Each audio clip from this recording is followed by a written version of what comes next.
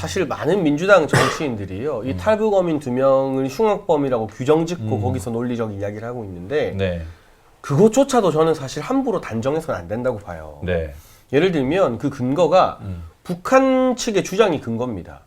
그리고 뭐 이 조사를 한 배의 일정 부분 혈흔이나 이런 게 있다고 하는데, 배를 조사해 보니까 시신도 없고 흉기도 없고 증거들이 거의 남아있지 않아서 실제로 우리가 실체적인 증거는 확보하지 못한 상태에서 북한의 요청을 받아서 3일 만에 저 배를 다시 북한으로 돌려보냅니다.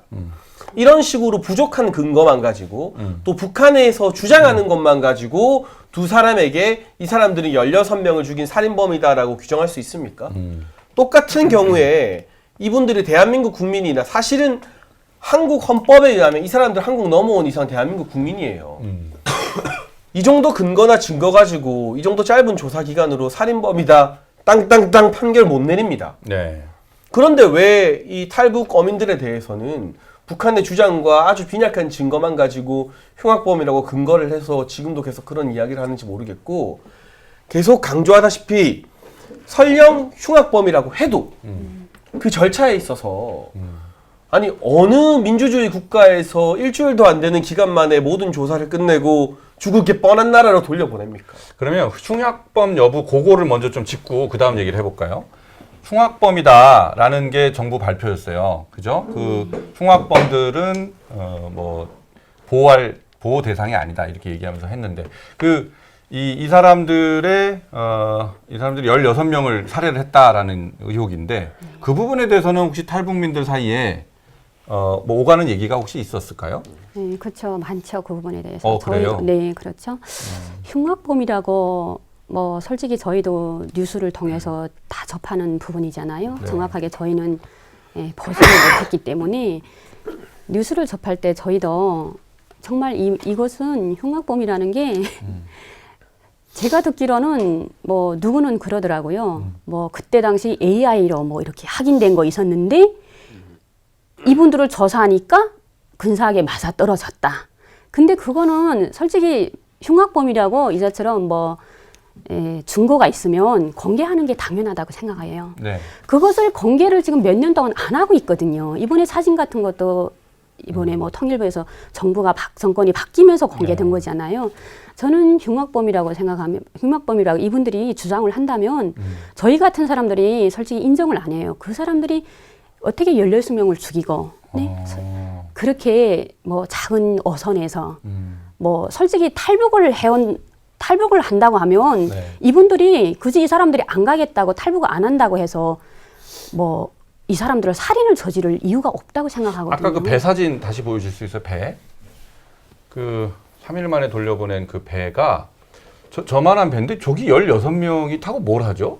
뭐 하는 배죠, 저게? 그러니까 뭐 이게 정말 저희는 작은 배 아니에요, 저거? 작다고, 네, 엄청 뭐 16명에다가 지금 그 범인이라고 하는 사람이 3명이면 19명이 저 배에 탔다는 건데. 길이가 뭐 15m라고 들었는데 뭐 확정한지는 모르겠는데 정말 저희는 아무리 상상을 해도 이거는 정말 이 사람들이 살인을 저질렀느냐, 정말 이분들이 중인하는 것처럼 뭐 정말 중인을 해가지고 판정을 해가지고 다시 북송시켰잖아요. 그렇다면 정말 전 국민이, 전 세계가 다 알게끔 그 증거 자료 같은 건 충분히 공개할 수도 있지 않을까. 네. 사건 당시에 이해운 당시 국회의원이 사실 정부 발표에 힘을 실어주면서 그랬어요. 황해 얘기를 했어요. 영화 황해. 황해처럼 뭐 이렇게 범죄자가 섞여서 들어온 거 아니냐 이런 얘기를 했는데 저는 황해가 생각나는 게 아니라 19명이 이 배에 타고 있었다. 그리고 3명이 나머지 16명을 해치웠다. 저는 아저씨 정도는 돼야 되지 않나. 영화 얘기를 하려면.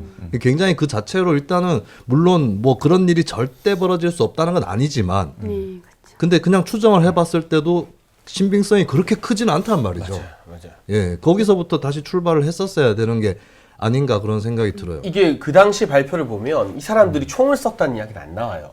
네. 그런데 총기 없이 남자 3명이 남자 16명을 다 제압해서 살인할 수 있을까? 이 좁은 공간에서. 물론 뭐 가능성이야 있겠지만 상식적으로 안 믿어지는 건 사실인데 그러면 그 상식적인 걸 뒤엎는 확실한 증거가 있어야 되는 거잖아요. 근데 그런 증거에 대해서는 우리도 확보하지 못했고 만약 북한으로부터 어떠한 첩보를 입수했다면 대대적으로 그때 말을 했을 텐데 전혀 이야기 나온 게 없죠. 그냥 그랬다는 것밖에 없어요. 그리고 결정적으로 이 대한민국은 유엔 조약에 가입되어 있는 게 상당히 많은데요.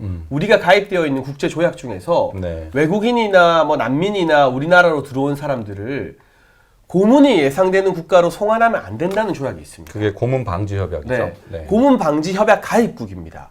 그런데 북한은 아까 뭐 정치범 수용소 이야기도 하셨지만 고문이나 직결 처형, 총살 등이 충분히 예상되는 나라입니다.